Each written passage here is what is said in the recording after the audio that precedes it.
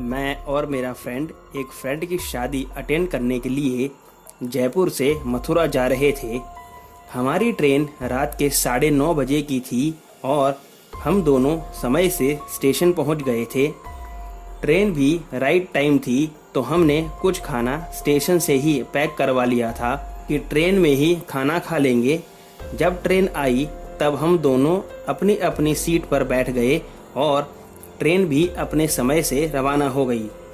कुछ देर बाद हम दोनों ने भोजन किया और इधर उधर की बातें करके हम दोनों टाइम पास कर रहे थे।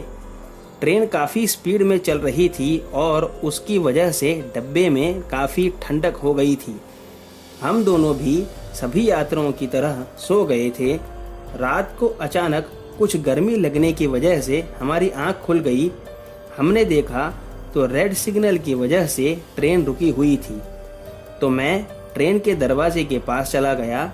मेरे पीछे पीछे मेरा फ्रेंड भी वहीं आ गया और हम दोनों वहीं गेट पर ही सिगरेट पी रहे थे। फिर हमने सोचा कि नीचे ही उतर जाते हैं स्मोक करने के लिए, ताकि किसी और को हमारी वजह से दिक्कत ना हो। हम नीचे उतरकर स्मोक कर रहे थे, तभी एक बूढ़ी औरत पर मेरी नज़र पड़ी जो एक पटरी पर बैठी थी और काफ़ी ज़ोर ज़ोर से कांप रही थी। ऐसा लगा जैसे कोई बड़ी तकलीफ में हो। तो हम दोनों तुरंत उनके पास गए और मैंने उस औरत को पीठ पर हाथ रखकर पूछा कि माँ जी क्या हुआ, आप इतना कांप क्यों रही हैं, आपको कोई तकलीफ है? उन्होंने कोई जवाब नहीं दिया और अपना हाथ ऊपर करके मुझे उन्हें उठाने का इशारा किया। मैंने जैसे ही उनका हाथ पकड़ा, उनका हाथ मेरे हाथ में आ गया और वो औरत वहीं से गायब हो गई। मैं डर के मारे ज़ोर से चिल्लाया और हम दोनों वहाँ से भाग के डब्बे में चढ़ने गए। तभी उस औरत को हमने हमारे डब्बे के ऊपर बैठा हुआ देखा, जो हमारे सामने देख के हंस रही थी।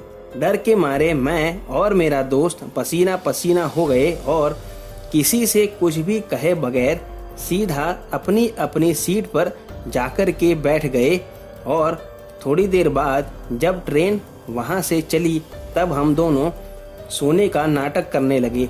डर की वजह से हमें नींद नहीं आ रही थी, तो मेरा फ्रेंड भी मेरी ही सीट पर आकर के बैठ गया और हम दोनों उसी औरत के बारे में बात कर रहे थे। तभी हमने देखा कि वही औरत हमारे सामने से गुजरी जैसे कुछ ढूंढ रही हो, और हम दोनों की तो जैसे सांसें ही बंद हो गई उसे देखकर। अचानक वो आगे जाकर के वापस आई मेरे पास और मुझसे कहा कि मेरा हाथ कहाँ है। मेरे गले से जैसे आवाज़ ही निकलना बंद हो गई और मैं कुछ नहीं बोल पाया। तब उसने मुझे चिल्ला के पूछा कि मेरा हाथ कहाँ है, और मैं चिल्लाना चाहता था, लेकिन जैसे मेरी आवाज़ मेरे हलक में ही अटक गई हो, इस तरह से मैं कुछ ना तो बोल पा रहा था और ना ही हिल पा रहा था। उसने मुझे ज़ोर से थप्पड़ मारा और मैं अपनी सीट से नीचे गिर गया। और तभी दूसरे पैसेंजर भी जग गए और मुझसे पूछा, नींद में सीट से नीचे गिर गए क्या? तब मैंने इशारा करके हाँ कर दिया और तब वह औरत भी वहाँ से गायब हो गई थी। डर की वजह से हमें नींद नहीं आई और जब हम दोनों मथुरा स्टेशन उतरे तब वही औरत हमारे सामने से सामान लेकर के जा रही थी। दोस्तों, आज की कहानी में बस इतना ही। अगर आपको कहानी पसंद आई हो तो चैनल को सब्सक्राइब और वीडियो को लाइक कर दीजिए। और अगर आपके पास भी ऐसी कोई कहानी है तो मेरे ईमेल या फेसबुक पेज पर भेज सकते हैं। दोनों का लिंक मैंने डिस्क्रिप्शन बॉक्स में दिया है। तो मिलते हैं अगली वीडियो में। तब तक stay home, stay safe. Thank you.